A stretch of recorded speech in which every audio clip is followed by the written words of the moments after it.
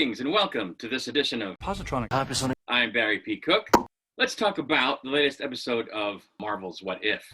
This episode was called What If the World Lost Its Mightiest Heroes? And it's basically the depiction of what would have happened if all of the people that Nick Fury had lined up to invite into the Avengers Initiative had somehow been taken out before he could do that. It opens with Fury, thankfully voiced by Samuel L. Jackson, on his way to see Tony Stark, with Black Widow, unfortunately not voiced by ScarJo. And they come upon him as he's sitting on top of that diner in the donut, which was depicted in Iron Man. I believe it was the first Iron Man film. And they get him to come down, and he comes in the restaurant. They're having a conversation with him about joining the Avengers Initiative. And Black Widow accidentally kills Tony after injecting him with something that was meant to help him with his situation with his heart, but it was compromised by an unknown entity. And so he dies, and Black Widow gets arrested. The next thing that happens is we see scenes surrounding the construction site where Thor's hammer was originally found on Earth in Thor, the movie, interestingly enough. And Thor shows up to retrieve it in his depowered state, or non-powered state, because of course Odin had removed his powers before sending him and Mjolnir to Earth.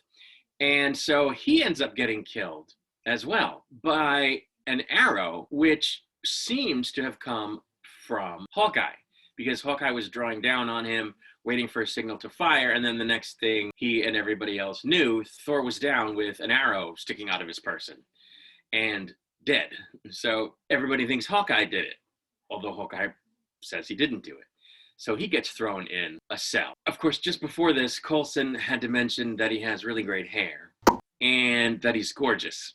And the next thing that happens is someone kills Hawkeye. So the Avenger Initiative candidates are dropping like flies here, and Fury is just beside himself trying to figure out what the hell is going on. Black Widow, who I guess was released on bail, goes looking for answers about what happened to Tony by visiting Dr. Ross, Betty Ross, Bruce Banner's friend, or love interest, as it were. And in the process, she finds Bruce, and they have a brief exchange of pleasantries.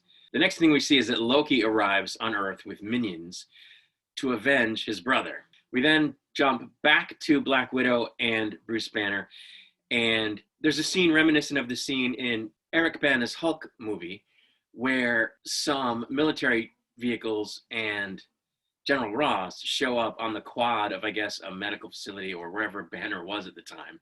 Looked like a university. I can't remember exactly what it was. And before Black Widow can really do anything or explain anything, someone takes a shot at Banner, which General Ross didn't order. And of course, this angers Bruce, and he turns into the Hulk. Very similar to what happened in the film. And he starts raging out and flipping over jeeps and stuff in the middle of the quad. We go back to Loki, and we see that he opens fire on S.H.I.E.L.D. with all kinds of ice tech. So there's a scene there. Then we flash back over to the Hulk in the middle of his rage out on the quad, and he literally explodes into tiny bits of green all over the place. Bye-bye, Hulk. Then we flash back to Loki, and we see that he's talking with Fury, and Fury promises Loki that he will bring him Thor's killer. Black Widow is still trying to figure out answers. She's looking into the computer system, I guess, computer files about personnel, and she needs Coulson's password, so she asks him for his password, and he reluctantly gives it to her, and he tells her that it's something like Steve, I love Steve, 1, 2, 3. So, which is just funny, but okay. While this is occurring, while she's looking up stuff, she's attacked and killed by an invisible assailant, an assailant that we don't see anyway. But not before she leaves Fury a voice message saying it's all about hope. Fury decides he's going to call on Captain Marvel, and in the process of coming to that decision, he realizes what Black Widow meant by hope.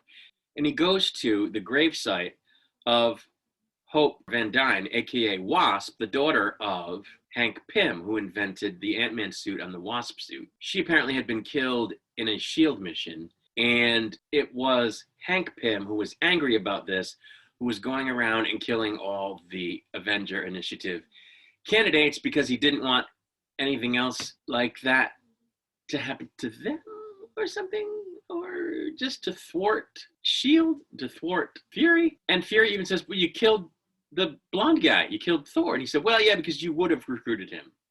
Okay. So I don't know. It didn't make any sense, but I guess if you figure he was just grieving and lashing out, it doesn't have to make sense. So he did this, in the case of the Hulk, by shrinking down and launching himself at him as a bullet or on top of a bullet. He did it in the case of Tony by shrinking down and launching himself out of the injector. He did it in the case of Thor by shrinking himself down and jamming himself up against Hawkeye's trigger finger so that the arrow would let loose. And of course, he killed Black Widow by attacking her outright. So it was him the whole time. And there was a clue, which I didn't catch. When Black Widow went to see Betty Ross and she says, look, this thing that you injected in Tony is just what you think it was. It was what you intended it to be. But it looks like something was fired out of this needle like a projectile. And I didn't think of a shrunken down person at that point. I thought of a capsule that someone had put in there, dosed it, or spiked it, I should say, something like that. But the clues were there, so that was good. Anyway, it turns out that it wasn't Fury at the graveside. It was actually Loki. And he engages in a fight with Hank Pym and does a lot of Loki stuff, making duplicates of himself and all that stuff, and just really gets the better of Hank Pym. And he gets taken away. Fury, actual Fury, then begins defrosting Steve Rogers as Captain Marvel arrives. And you get the feeling that he's going to start over again with the Avenger Initiative. And at the same time, Loki, who had told Fury, thanks for bringing the killer to me, but I don't think I'm going to leave Midgard just yet. I think I'm going to stick around. And Fury says, how long?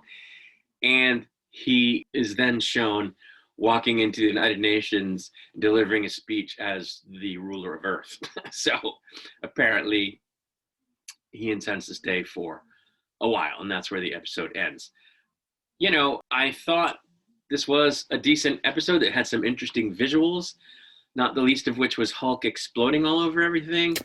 I liked hearing Samuel L. Jackson voice Fury again. I liked hearing Mark Ruffalo voice Bruce Banner again. Certainly Tom Hiddleston voicing Loki was cool, although we had sort of just had that with the Loki show. So there was some cool stuff.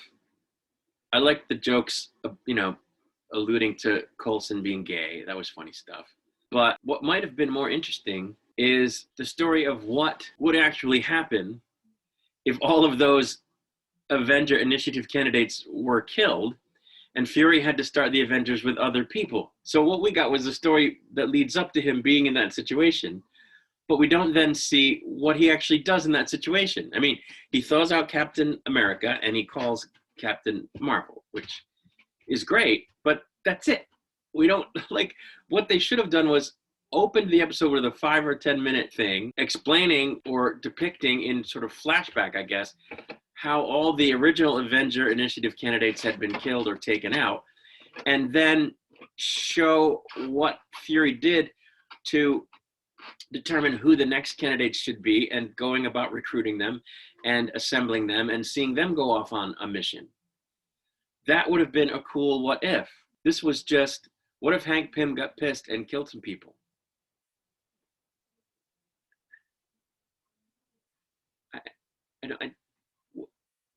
That's not any great shakes. I don't, that's not the story they should have told there, right? That's not the mind-bending story. The cool story would have been to show how the Marvel Universe would have been different if other people had become the Avengers. Which, that's what you think about as the audience. You go, oh, now someone else is going to be the Avengers other than the original Avengers. That's a cool idea, but you don't get to see the idea play out. So I don't know. I really don't know what they're doing over there at Marvel, because this is the second episode in a row where they tease you with a concept and then don't show the concept. Show me T'Challa convincing Thanos not to kill half the universe. Show me that set of machinations. Don't give it to me as a given in an episode that's about a single heist led by T'Challa instead of Star-Lord Pete. Didn't make sense to me. Anyway, I'll be back with a review of the next episode. For now, I'm going to head out. And as always, I close with peace and long life.